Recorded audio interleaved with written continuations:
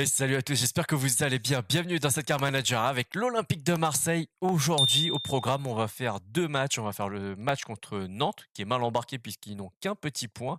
Et ensuite, c'est Toulouse, je crois, si je vous dis pas de bêtises. On va regarder ça ensemble. C'est bien ça, c'est Toulouse. Et on va se laisser le match contre l'Ajax et le Paris Saint-Germain pour la semaine prochaine. On va faire aussi un tout petit peu de mercato, dans le sens où il nous faut encore un défenseur central pour étoffer notre effectif tout simplement et on va regarder ça ensemble. Donc on a, Balerdi, Gigot et Totti Gomes. Sur le banc, on avait recruté, Pacho qui est juste là, Meïté qui est, un peu limite pour intégrer notre effectif. Pas dans le sens où, il a que 69 de général, dans le sens où j'ai pas l'impression qu'on puisse le faire évoluer vraiment plus que ça. Je pense pas qu'il a un potentiel hyper intéressant et donc je me suis permis d'envoyer 3 recruteurs, pardon. Et sur la liste, on avait un jeune, Laurent, qui est, défenseur gauche et défenseur droit, droitier en plus. Donc je pense que ça peut être intéressant, un jeune de qu'est-ce qu'il a 17 ans, je crois? 16 ans, il a 16 ans, donc je pense que ça peut être intéressant de le développer. On va regarder un petit peu ses statistiques. Forcément, c'est un gamin de 16 ans, il va falloir le regarder comme tel qu'il est, en fait, tout simplement. OK, agressivité 66, c'est vraiment intéressant, parce qu'il a une bonne qualité de passe courte, ça c'est plutôt intéressant. Après tacle debout, tacle glissé, forcément c'est un jeune joueur donc il ne peut que s'améliorer. Il a donc, anticipation en plus et agressif donc c'est plutôt intéressant je pense à mettre en perspective et vraiment je pense qu'on va plutôt le mettre en plan de développement pour défenseur centre au lieu de défenseur, gauche. D'une parce qu'il est droitier et de 2 c'est surtout à ce poste-là qu'on a besoin de lui. Donc voilà. Le deuxième c'est, ce joueur-là, Gomez, attaquant, assez rapide, vous le voyez, 5 étoiles de mauvais pied et de gestes techniques. C'est plutôt intéressant, gaucher, voilà. Il a 17 ans lui par contre, c'est un argentin, 78 kilogrammes, 1,77 m, bon voilà. Plutôt intéressant, il a des bonnes statistiques, extérieur du pied et technicien, donc de temps en temps, je pense qu'on le fera rentrer et normalement avec ça, notre effectif doit être à peu près, clôturé. Voilà. Bon les amis, vous le voyez, Chelsea qui nous fait une proposition de 22 millions pour Valentin Rongier, notre capitaine. Donc 2 choses, déjà on est en fin de mercato, donc j'ai pas envie de m'en séparer. Hem Et en plus de ça, en vrai, j'ai pas l'impression que Valentin Rongier est éclaboussé de son talent, l'Olympique de Marseille et qu'il puisse comme ça se dire, dignement: «Voilà, j'ai fait le boulot à Marseille, maintenant je peux aller à Chelsea». Donc ce qu'on va faire, c'est on va lui demander une saison pleine, qui nous ramène au moins un titre cette saison et pourquoi pas l'été prochain négocier avec un gros club, mais pour l'instant on va la rejeter. Allez, deuxième proposition du jour, on a Brighton qui vient avec 2,6 millions et Pascal Grosseux, en plus pour Pape Gueye. Donc clairement, c'est non. C'est un joueur en plus qui vient d'arriver. On n'a absolument pas envie de le voir partir. Les amis, dans le dernier épisode, dans l'espace commentaire, l'un d'entre vous m'a dit pourquoi pas prendre David Anko. C'est vrai que c'est une excellente idée, vraiment. Malheureusement, il a une clause à 39 millions. Il a une valeur qui devrait avoisiner les 28-32 millions, je pense. Quelque chose comme ça. Par contre, le gros bémol, c'est nos finances. On est à 33 millions et je pense pas du tout que pour l'instant ça vaille le coup de se ruiner pour un défenseur.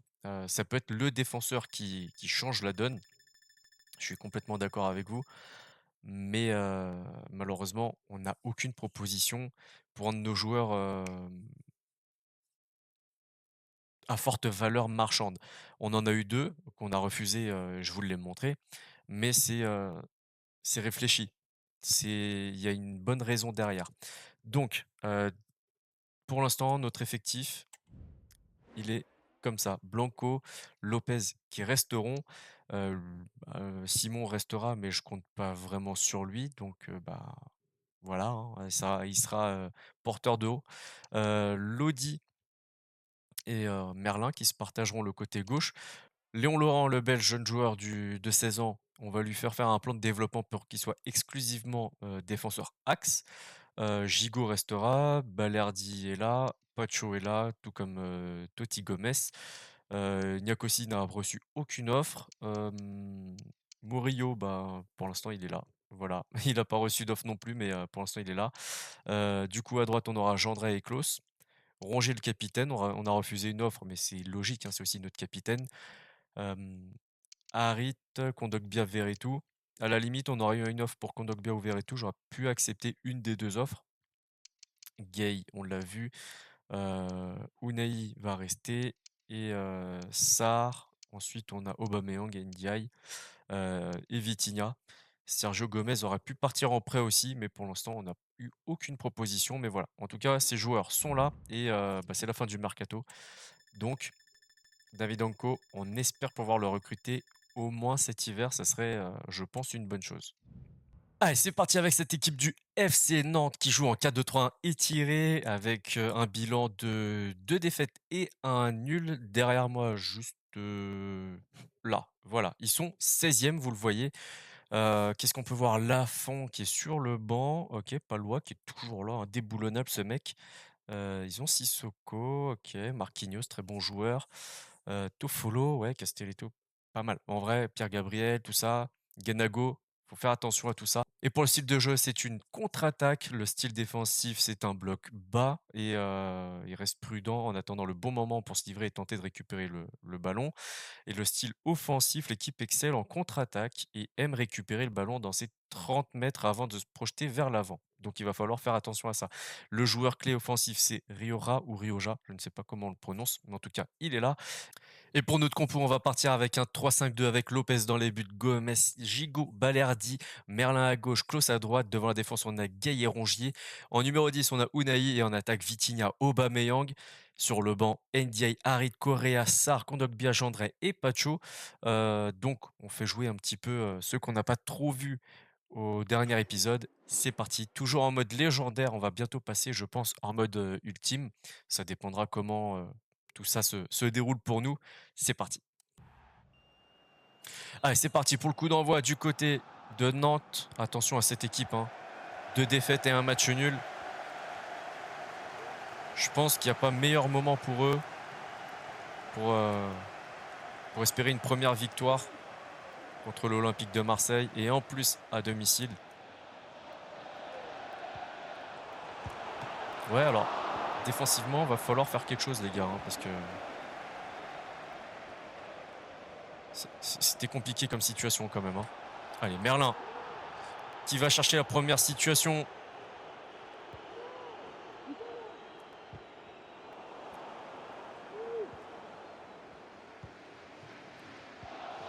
Et c'est bien, Gay.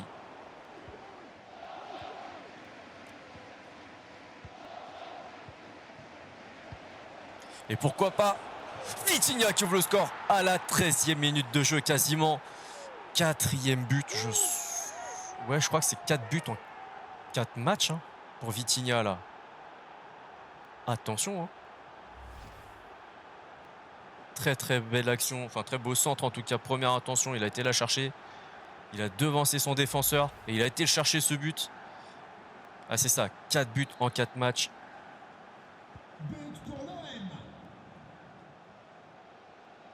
Et donc attention à la réaction nantaise.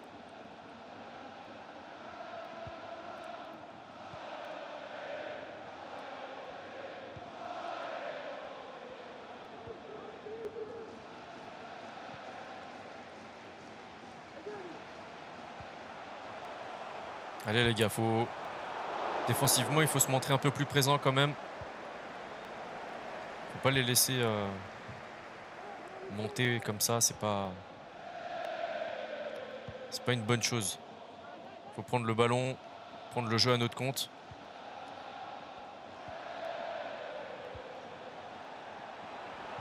Avec Klose qui était plutôt bien monté, c'est dommage.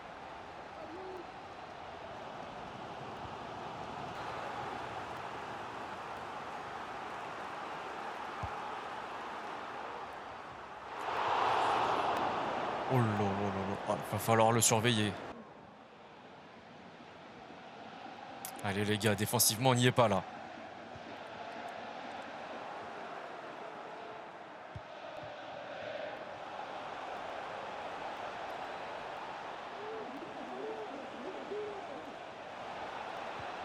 Oui, vous l'avez vu malheureusement, lui aussi il l'a vu. Et c'est la mi-temps, 1-0, but de Vitinha. Et on va regarder les détails du match, à mon avis c'est pas fameux, hein. 55-45,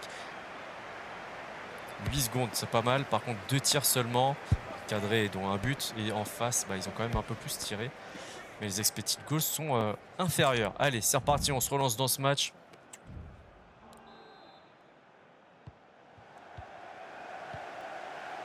Défensivement, il va falloir faire mieux. Dans le jeu aussi, mine de rien.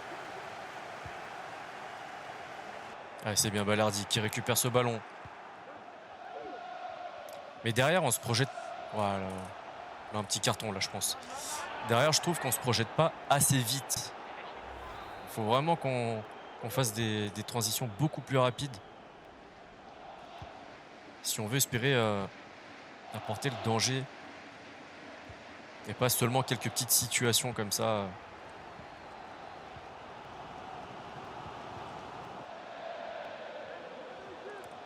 Ah, c'est bien, Aubameyang qui vient aider.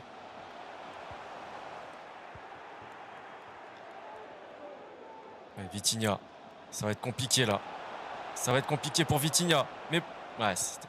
Ouais.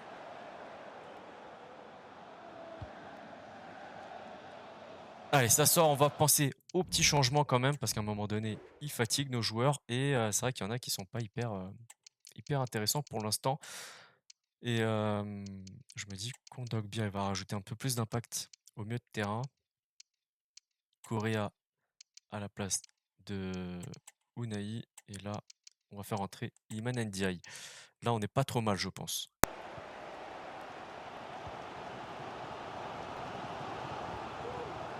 Oh, attention. Ça peut faire très très mal. Oh là là là! Bien joué, le bon retour.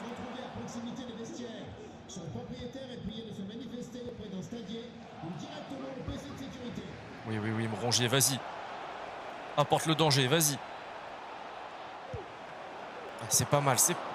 T'aurais dû aller la jouer.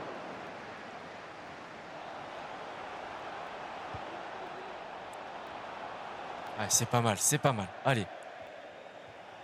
Allez, dernier changement. Juste pour donner un petit peu de temps de jeu et surtout du repos à Gigot, qui était pas mal fatigué. Donc Gendre prend sa place, côté droit de la défense à 3. Et en face, c'est Moutou Sami qui prend la place de Diack.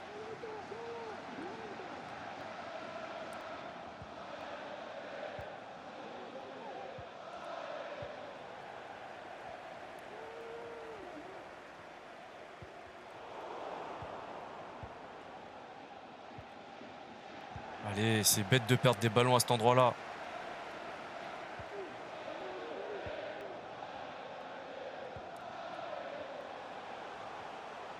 Ouais, s'ils égalisent à la fin, là, vraiment.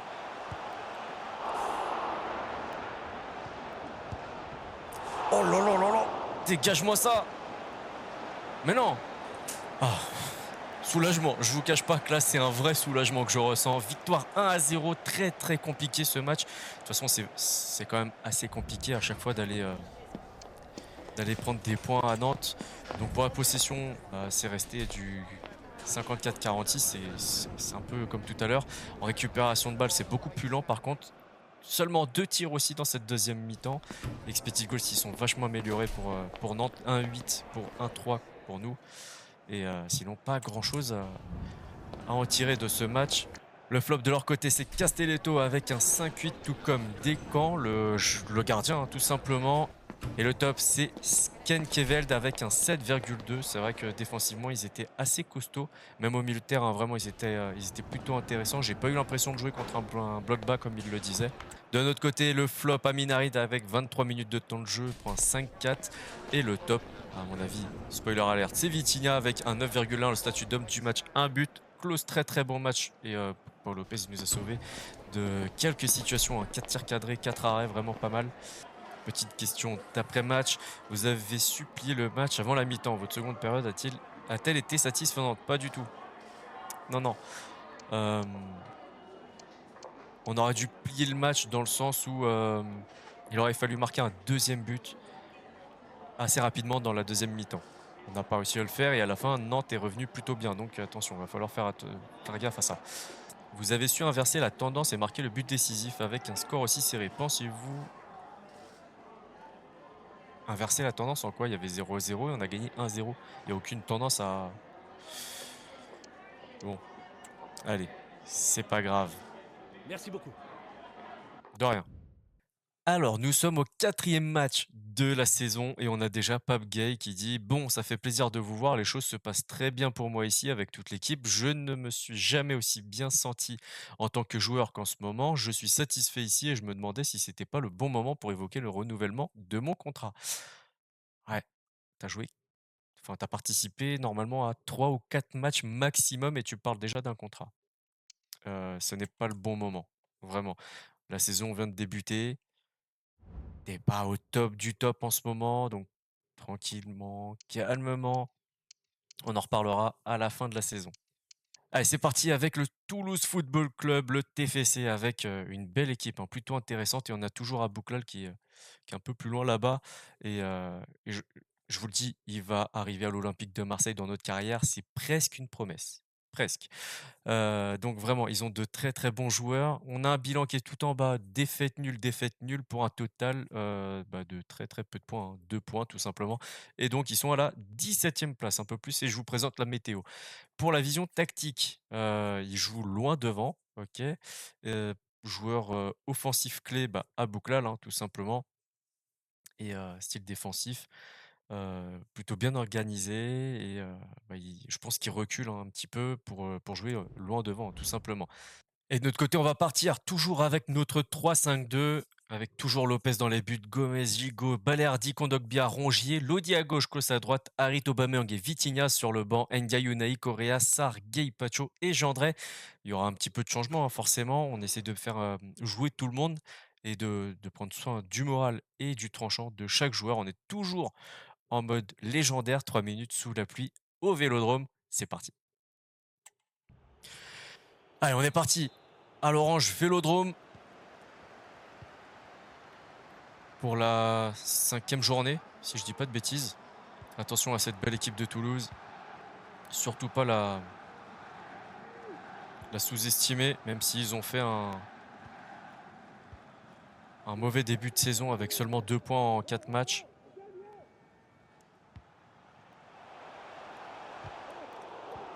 Aubameyang plus vite.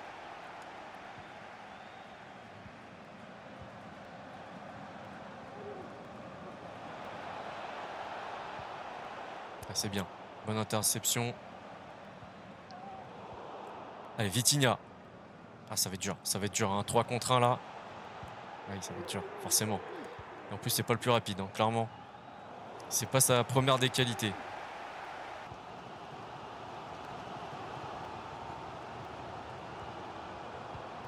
Oh, Vitinha, c'est quoi cette passe, sérieux?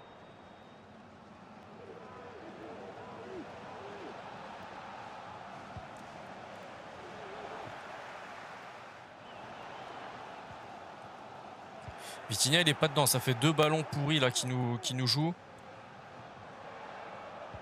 Alors OK, il a commencé très, très bien la saison avec 4 buts en 4 matchs, mais s'il nous fait perdre un match, c'est pas terrible.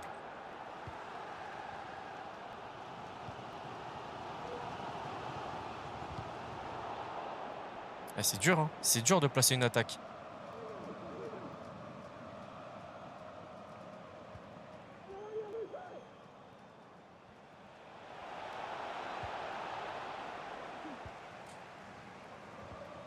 Ah, ça attaque là, Toulouse, hein.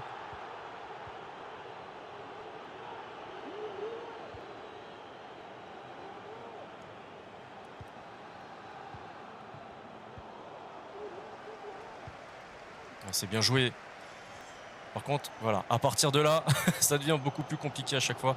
Mais non, Klaus, casse pas ta course. T'étais parfait là, fallait te lancer. Incroyable, incroyable. En pleine action, on me siffle la mi-temps. Allez, rien de bien intéressant à dire sur cette première mi-temps puisqu'on n'a pas tiré et Toulouse a tiré, mais rien extrêmement intéressant, 58-42 pour la possession. Voilà tout ce qu'il y avait à dire sur sur cette première période. Allez, c'est parti, on avance. Il va falloir faire beaucoup mieux, hein, parce que on n'arrive pas à se trouver encore. Les automatismes ne sont pas encore hyper présents. Voilà, Aubameyang qui va s'empaler sur un défenseur.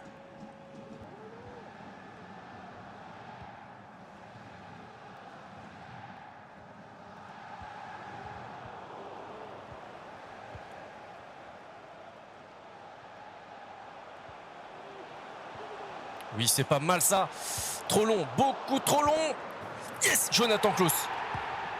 Très très bien positionné, il était resté assez haut sur le terrain derrière Aubameyang, 65e minute de jeu. Et le stade Vélodrome qui exulte après ce but. Là, je me suis dit beaucoup trop long, il aurait dû piquer. Mais non, ça va, ça va. Jonathan Klaus qui est resté pas loin. Premier but en 4 matchs.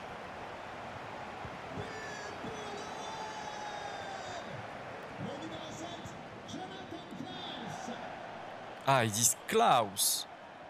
Alors dites-moi, on dit Klaus ou Klaus?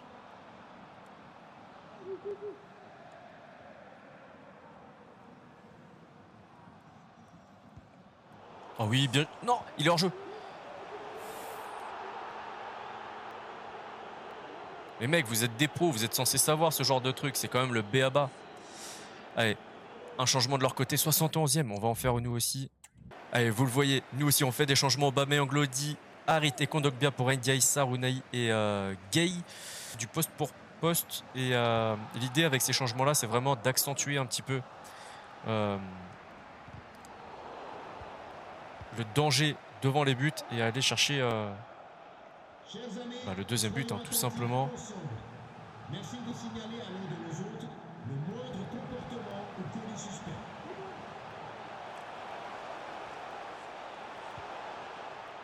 Et la frappe de Rongier. Ah, derrière, si Vitinha était un peu mieux placé, il aurait pu tenter.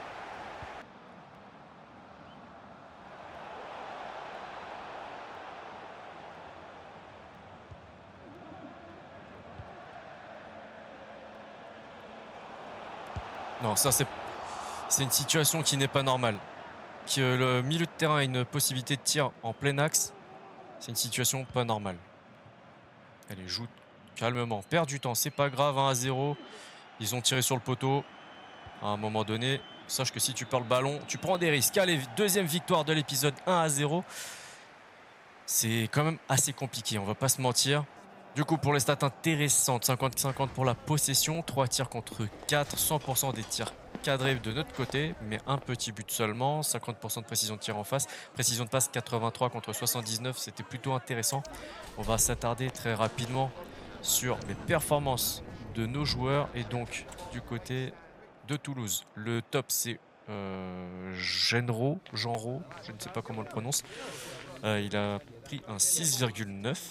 Ok. Le flop, c'est Sissoko. Et Aboukhlal qui prend seulement un 5,6 sur ce match. Tant mieux pour nous, parce que s'il était meilleur, on n'aurait peut-être pas gagné cette rencontre.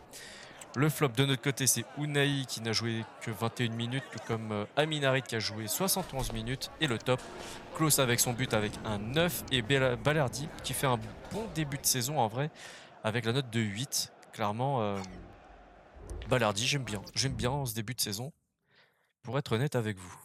Vous avez remporté ce match serré grâce à un but décisif en seconde période. Qu'est-ce qui a fait la différence selon vous?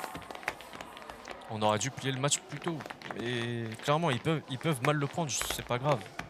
Il faut dire ce qu'on pense à un moment donné. Vous n'avez gagné que d'un but, l'adversaire a pourtant considéré comme plus faible. A-t-il été difficile à battre? Chaque match est difficile. Surtout quand une équipe est en manque de confiance et qu'il faut absolument qu'il gagne des points rapidement.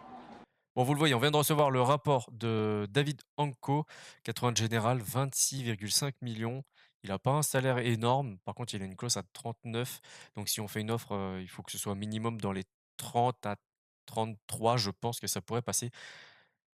Très très belle fiche pour ce joueur. Et donc il est resté du côté de Feyenoord. Il va falloir, si on veut se positionner sur lui, être très rapide et